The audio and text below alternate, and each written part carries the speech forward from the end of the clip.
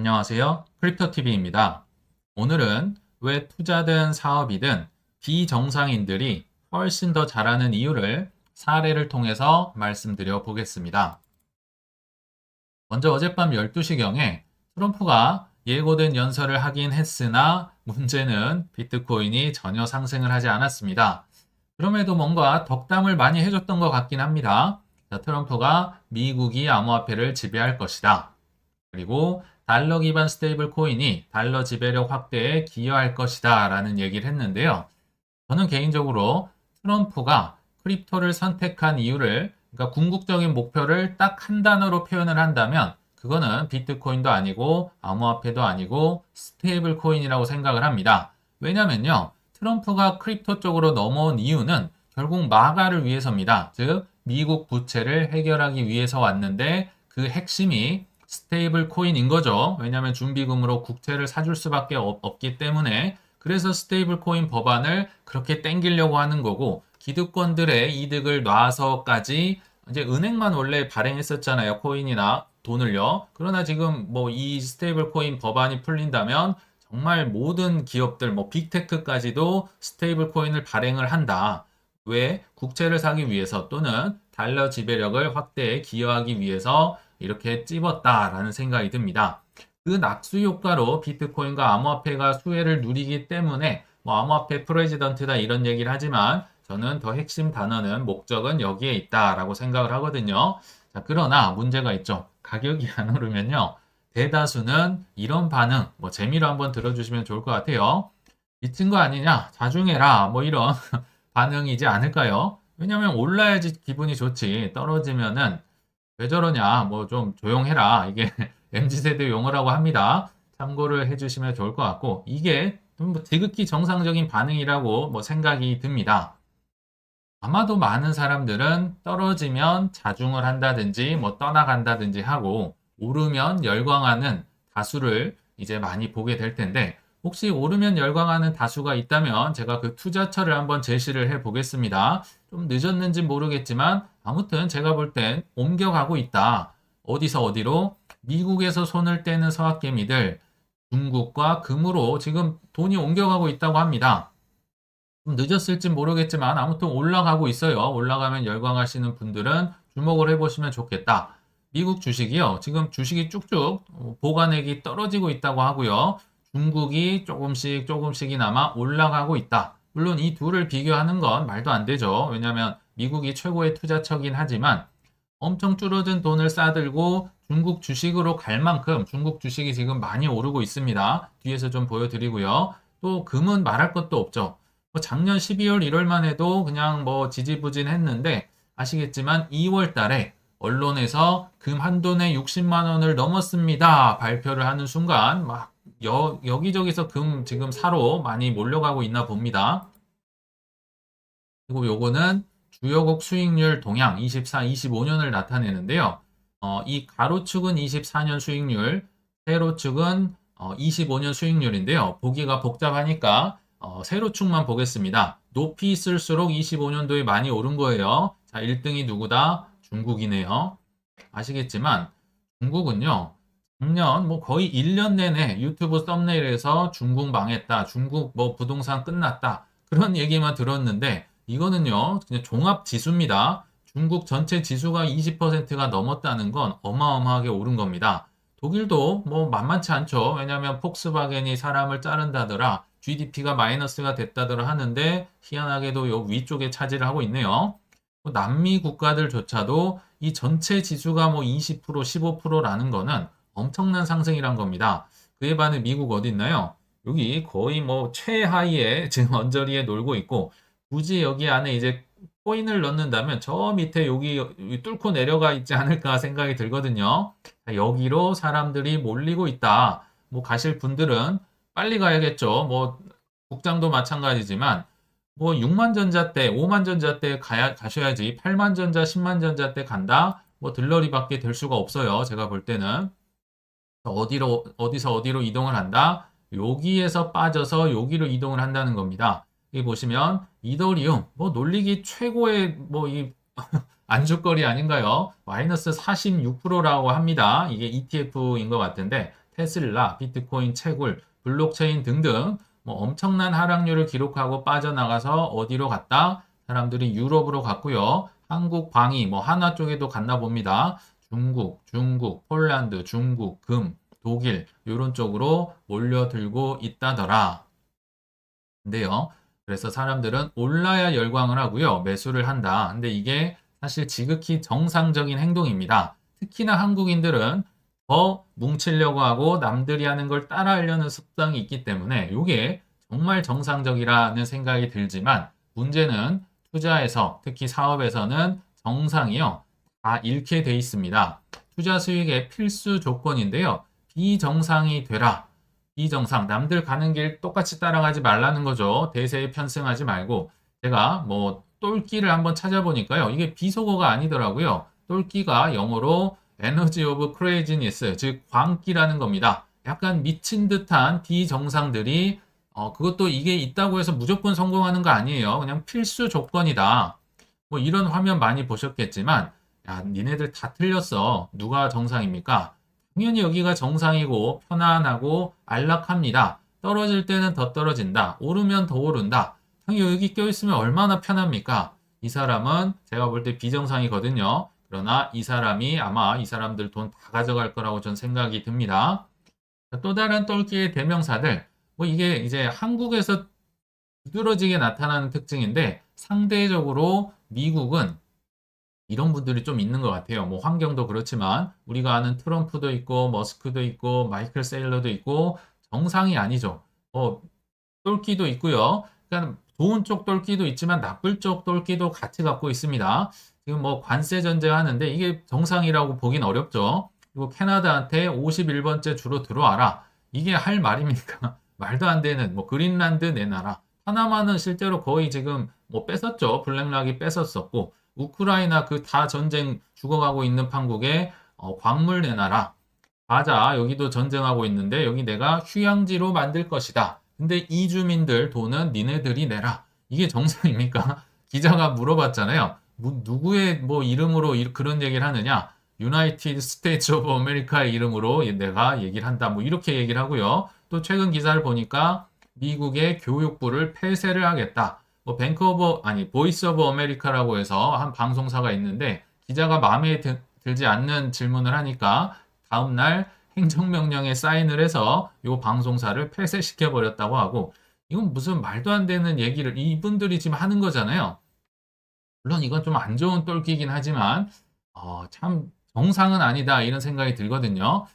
예전에 이제 댓글에 이런 댓글이 좀 보입니다. 트럼프를 너무 뭐 똑똑하거나 너무 좋게 생각을 하는 거 아니야? 또는 미국 상황 너무 모르는 거 아니야? 뭐 이거 실패하면 어쩔 건데 이렇게 보시는 분들도 있죠. 여기에 대한 제 답은 당연히 실패할 수 있습니다. 당연한 겁니다. 투자도 그렇고요. 둘 중에 하나를 결국은 선택하셔야 돼요. 중간은 없습니다. 정상적으로 요 안에 다수 안으로 들어가느냐, 아니면 광기를 가지고 비정상 쪽으로 가느냐, 둘 중에 하나를 선택하는 겁니다. 실패하면 실패 감수하는 게 투자예요. 중간은 절대 없다라고 저는 생각을 합니다. 트럼프와 머스크도 수없는 실패와 똘끼로 부를 이뤘다. 뭐 사례를 좀 보여드리려고 하거든요. 자, 일론 머스크 뭐 쉬워 보이나요? 제가 볼 때는요. 이 사람은 올인을 한 사람입니다. 사실 이런 거 정치나 도지 이런 거 안 해도 되거든요. 근데 작년 10월 달에 뭘 했다? 트럼프 당선에 무려 1조 달러를 베팅했다. 이게 지금 성공해서 망정이지. 그리고 매그니피센트 세븐이 다 해리스로 후원을 하고 몰리는데 이 사람 한 명만 주구장창 트럼프를 밀었습니다. 실패하면 쪽박. 이게 사업이고 이게 투자입니다. 비록 지금은 좀 정치랑 같이 엮여서 뭐 불매운동도 일어나고 하긴 하지만 이 사람은 정치 안 해도 되는 사람이잖아요. 워낙 똘끼가 있었기 때문에 정말 실패를 감수하면서까지 이런 성공을 거뒀다. 실패도 필수입니다. 그리고 트럼프 뭐 지금 부동산 재벌로 잘 알려져 있는데요. 뭐 재산이 작년 말 기준으로 한 5조 원 정도 되는 것 같아요. 그러나 성공만 했을까요? 제가 알기로 한 6번 정도 사업을 파산 신청을 한 걸로 기억이 납니다. 이제 주로 이게 뭐 카지노, 리조트, 호텔 이쪽으로 많이 했었고요. 제가 찾아보니까 이스턴 항공이라는 회사도 이제 항공사를 인수를 하고 뭐 시트를 다 고급화로 바꾸고 했다가 이제 항공 수요가 많이 줄어들고 또 유가는 급등을 하면서 또 한 번 망했다고 해요. 이게 한 90년 초로 제가 기억을 하는데 아무튼 그래서 지금 유가를 잡는데 좀 노이로제성 발언을 많이 하는 게 이때 망했던 기업, 유가가 올라서 망한 것도 있거든요. 엄청나게 망했습니다. 또 트럼프 할아버지 조부에 비하면 오히려 양반인 것 같아요. 이분은 더 똘끼가 어마무시합니다. 참고로요, 지금 트럼프가 이민자들을 그렇게 싫어하지만 독일 이민자 출신입니다. 트럼프도요, 할아버지가 넘어왔었다. 근데요, 사실은 트럼프 할아버지도 독일로 넘어갈 기회가 있었어요. 미국에서 사업을 성공을 하고 독일로 금이 환영을 하려 했지만 예전에 병역을 거부했던 사례가 있어서 어쩔 수 없이 추방당해서 미국으로 다시 왔다고 해요. 독일로 돌아갔으면 트럼프는 없었을 것이다. 이 할아버지가 사실 이 트럼프의 할아버지, 트럼프의 아버지, 그리고 트럼프까지 다 사업으로 성공을 했는데 그 중에 가장 탁월한 사람을 꼽으라면 할아버지, 트럼프 조부였다고 합니다. 예를 들면 이런 거죠. 골드러시, 뭐 금광이 나왔다더라 하면 대부분 이제 엄청 몰려들었었잖아요. 그래서 뭐 청바지를 팔았다더라, 곡괭이를 팔았다더라 하는데 이분은 이제 주로 식과 주를 담당했다고 해요. 식은 먹을 거, 주는 여관인데요. 어떤 것까지 생각을 했느냐? 골드러시가요.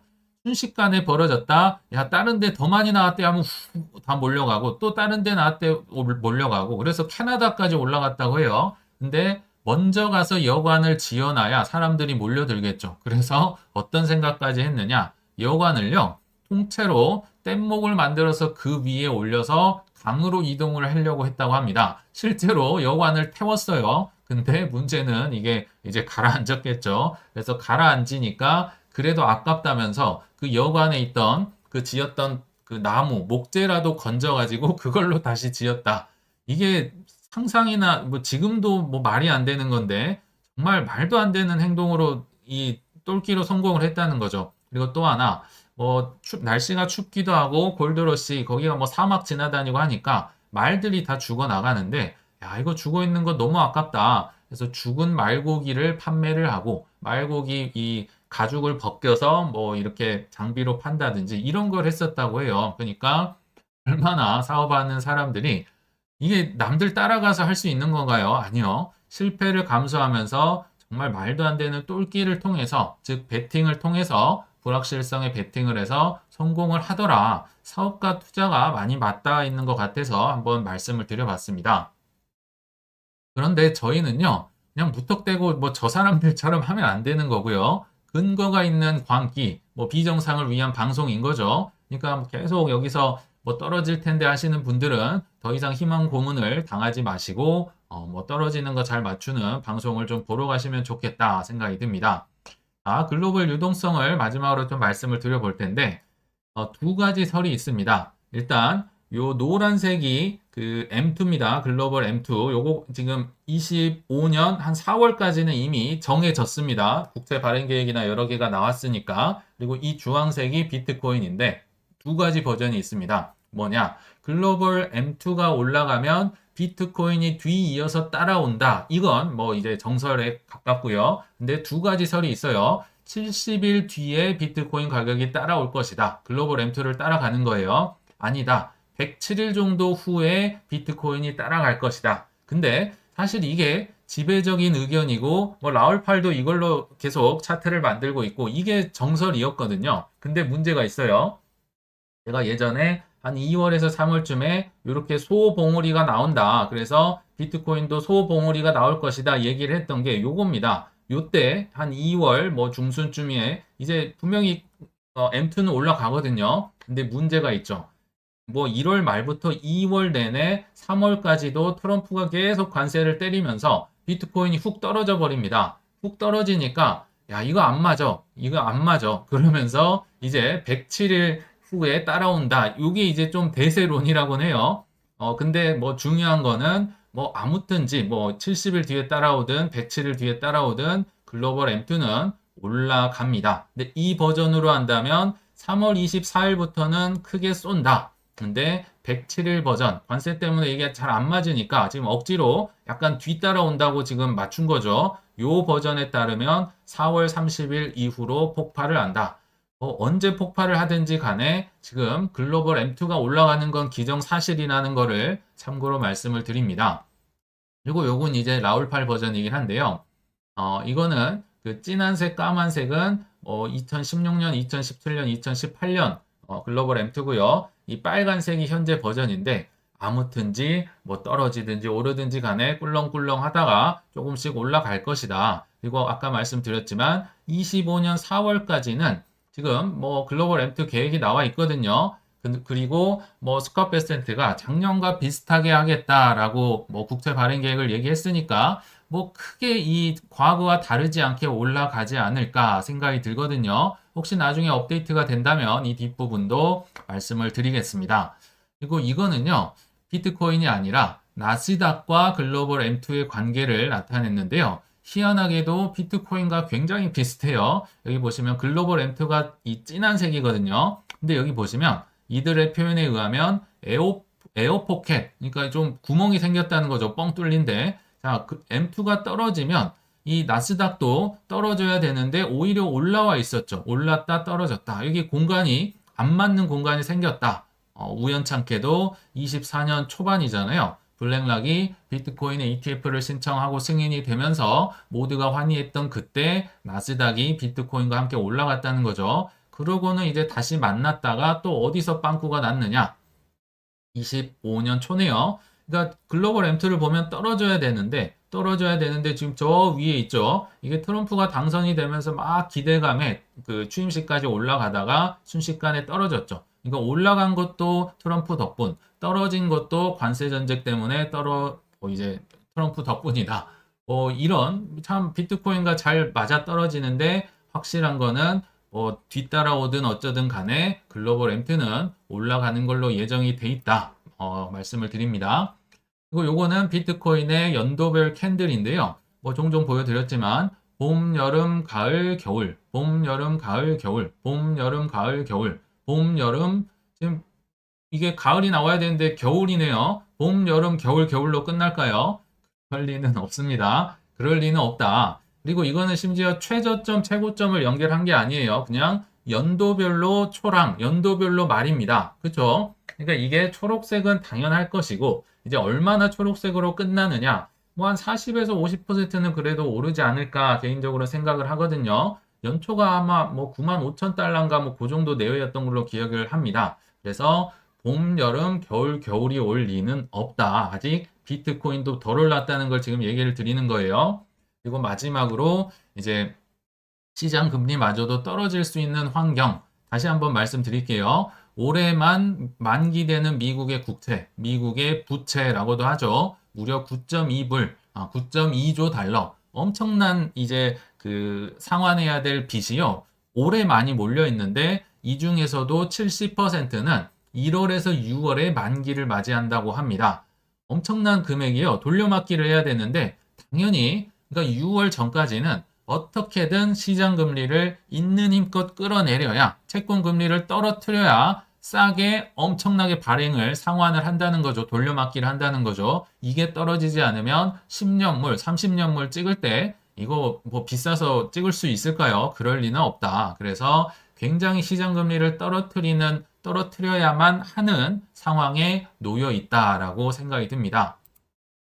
그래서 뭐 여러 가지 뭐 유동성 말씀드렸고 이제 결론을 말씀드리면은 근거 있는 광기로 이 큰 변동성을 견뎌야 한다 생각이 듭니다.